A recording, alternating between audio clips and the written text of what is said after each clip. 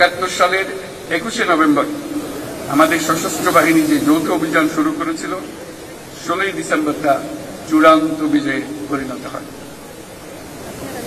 ৭১-এর মুক্তিযুদ্ধে আমাদের সশস্ত্র বাহিনীর এই অবদান বাংলাদেশের ইতিহাসে স্বর্ণাক্ষরে লিখিত থাকবে। সম্মানিত অতিথিবৃন্দ, স্বাধীনতার সূচনা লগ্ন থেকেই দেশের স্বাধীনতা ও সার্বভৌমত্ব রক্ষা এবং নিরাপত্তা নিশ্চিত করার পাশাপাশি দেশ গঠন ও জাতীয় দুর্যোগ মোকাবেলায় সশস্ত্র বাহিনী সবসময় জনগণের পাশে থেকে কাজ করে আসছে। সাম্প্রতিক বৈষম্য বিরোধী ছাত্র আন্দোলনে এবং পরবর্তী সময়ে দেশের ক্রান্তি লগ্নে সশস্ত্র বাহিনী বরাবরের ন্যায় মানুষের পাশে এসে দাঁড়িয়েছে। দেশের ছাত্র জনতা এবং সাধারণের পক্ষে দাঁড়িয়ে সশস্ত্র বাহিনী আবারও দেশের মানুষের কাছে আস্থার প্রতীক হিসেবে স্বীকৃতি লাভ করেছে। তৎপরবর্তী সময়ে গত কয়েক মাসে প্রাকৃতিক দুর্যোগ ও আইন শৃঙ্খলা রক্ষায় সশস্ত্র বাহিনী অত্যন্ত গুরুত্বপূর্ণ প্রশংসনীয় ভূমিকা রেখে এসেছে।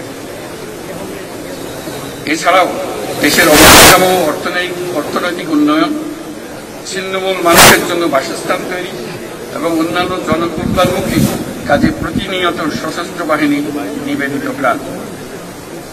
আমাদের প্রত্যাশা গণতান্ত্রিক ও নিয়মতান্ত্রিক নেতৃত্বের প্রতি অনুগত ও শ্রদ্ধাশীল থেকে পেশাগত দক্ষতা ও দেশপ্রেমের সমন্বয়ে সশস্ত্র বাহিনী দেশ সেবায় সবসময় তৎপর থাকবে।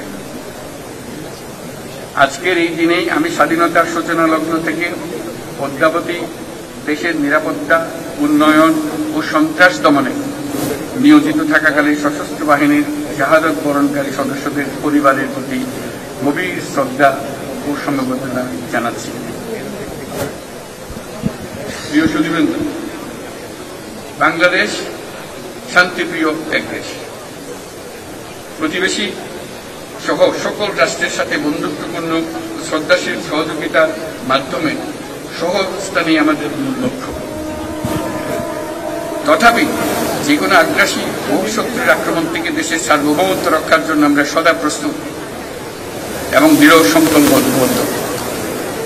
সে লক্ষ্যে উন্নত বিশ্বের সঙ্গে তাল মিলিয়ে আমাদের সেনা, নৌ, বিমান বাহিনী পুনর্গঠন, সশস্ত্র বাহিনীর সদস্যদের উন্নত প্রশিক্ষণ ও বাহিনী সমূহকে আধুনিক প্রযুক্তির সংযুক্তির প্রয়াস অব্যাহত রয়েছে। বাংলাদেশ সশস্ত্র বাহিনী তাদের পেশাদারিত্ব এবং কর্মদক্ষতার মাধ্যমে দেশের সার্বভৌমত্ব রক্ষার পাশাপাশি গত ৩৬ বছর যাবৎ জাতিসংঘ শান্তি রক্ষা মিশনে দক্ষতা ও নিষ্ঠার সঙ্গে কাজ করে গেছে। শান্তি ও নিরাপত্তা বজায় রাখার প্রচেষ্টায় বাংলাদেশ আজ একটি দায়িত্বশীল ও নির্ভরযোগ্য বর্তমানে মিশনে আমাদের শান্তিরক্ষীরা নিয়োজিত আছে।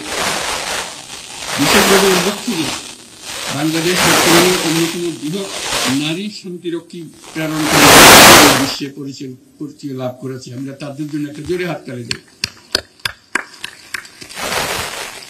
মাঠের অলরাউন্ডার আমি, আর ঘরের অলরাউন্ডার টাইলক্স।